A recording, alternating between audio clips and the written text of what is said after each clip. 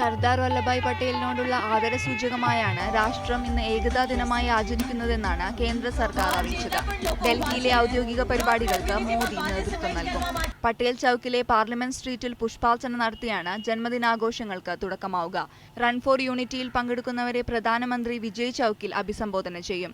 8 മണിയോടെ ഏകതാ ദിന പ്രതിജ്ഞ ചൊല്ലിക്കൊടുക്കും.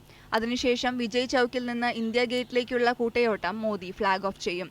മുംബൈയിലെ ജന്മദിനാഘോഷങ്ങൾക്ക് മറൈൻ ഡ്രൈവിൽ നിന്ന് തുടങ്ങുന്ന റൺ ഫോർ യൂണിറ്റിയോടെ തുടക്കമാകും. മഹാരാഷ്ട്ര ഗവർണർ വിദ്യാസാഗർ റാവു നരിമാൻ പോയിന്റിൽ നിന്നും ഏകതാ യാത്രയ്ക്ക് ഔദ്യോഗികമായി തുടക്കം കുറിക്കും. മഹാരാഷ്ട്ര മുഖ്യമന്ത്രിയായി ഇന്ന് ചുമതലയേൽക്കുന്ന ദേവേന്ദ്ര ഫഡ്നാവിസിന്റെ ആദ്യ ഔദ്യോഗിക പരിപാടി കൂടിയാണിത്. കേന്ദ്രമന്ത്രിമാരായ Prakash Javadekar, Piyush Goyal, Mumbai mayor Snehal Ambedkar, Maharashtra chief secretary Swadheen Kshatriya തുടങ്ങിയവർ റൺ ഫോർ യൂണിറ്റിയിൽ പങ്കെടുക്കും. ഹൈദരാബാദിലെ പരിപാടിയിൽ കേന്ദ്ര ആഭ്യന്തരമന്ത്രി രാജ്നാഥ് സിംഗും പങ്കെടുക്കും.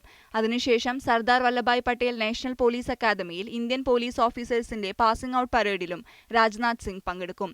അതേസമയം ഇന്ദിരാഗാന്ധിയുടെ ചരമവാർഷിക ദിനമായ ഇന്ന് രാഷ്ട്രീയ സങ്കല്പ് ദിവസായും പട്ടേലിന്റെ ജന്മദിനത്തോടൊപ്പം ആചരിക്കുമെന്ന് അസം സർക്കാർ അറിയിച്ചിട്ടുണ്ട്. News desk, media 1.